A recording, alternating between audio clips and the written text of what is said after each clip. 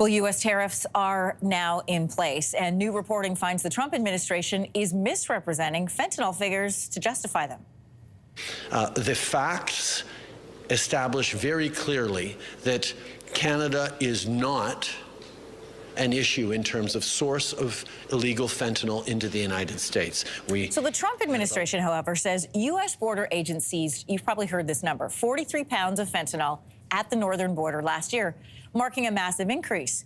But according to a Globe and Mail investigation, the data provided by the U.S. Customs Agency does not prove the seizures were intercepted at the international boundary, nor whether the fentanyl even came from Canada. So for more on this investigation, I'm joined by Catherine Blaisbaum, investigative reporter with the Globe and Mail. Great to have you in studio. Thank you. Thanks so much for having me. Listen, the tariffs are in place, but this is still important because it shows a bigger problem, and that is the shifting markers that we have in these ongoing trade discussions. I want to start by showing everybody where the northern border is, because I think that that's confusing for people. So there it is there. There's some major hubs there. It spans across the country, covers hotspots like Spokane, Detroit, and Swanton sector. Your team focused on the Spokane sector, which is where a majority of these recent seizures have taken place. What did you learn from officials on the ground there? So our investigation was three-pronged, and one of those prongs was talking to law enforcement officials, and current and former high-ranking, well-placed law enforcement officials all said that the problem, even in the Spokane sector, which accounted for, like you said, the majority of the 43 pounds of fentanyl that was seized, even in the northwest United States, is Mexican cartel fentanyl.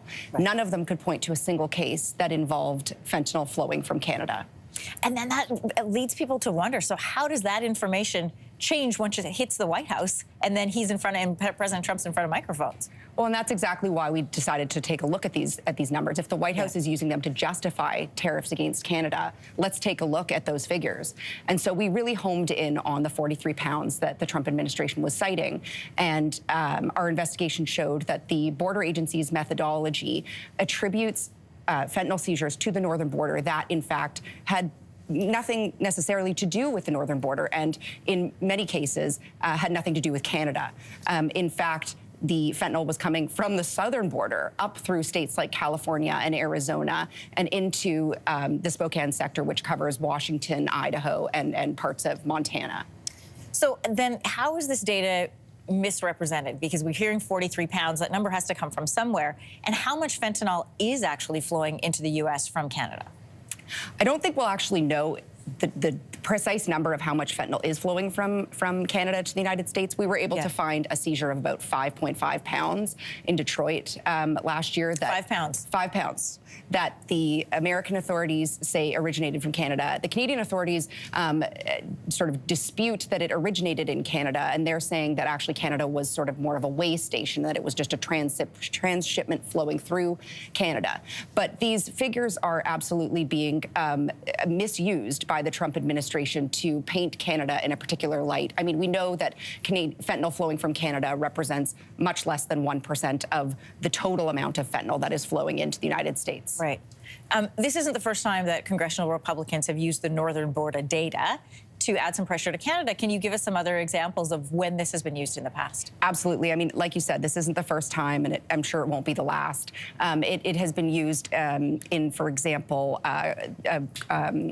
Vivek Ramaswamy in a debate suggested that Canada was such a perpetrator of the flow of fentanyl into the United States that the American government should actually build a wall, not just with its southern neighbor, but also with Canada.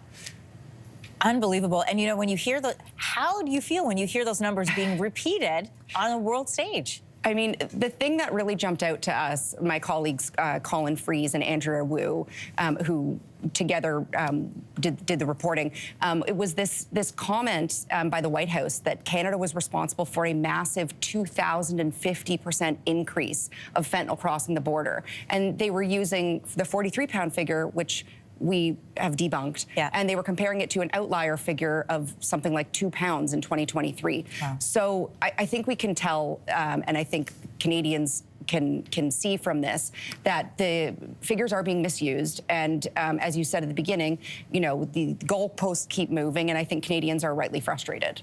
Yeah, very frustrated as of this morning, and that will continue. Great to have you here. Great investigation, and great to talk to you about it in person, Catherine. Thanks so much. All right, that was Catherine Blazebaum. She's the investigative reporter with the Globe and If you like that video, make sure to subscribe to the Your Morning YouTube feed, where you can find all kinds of new content posted every weekday morning.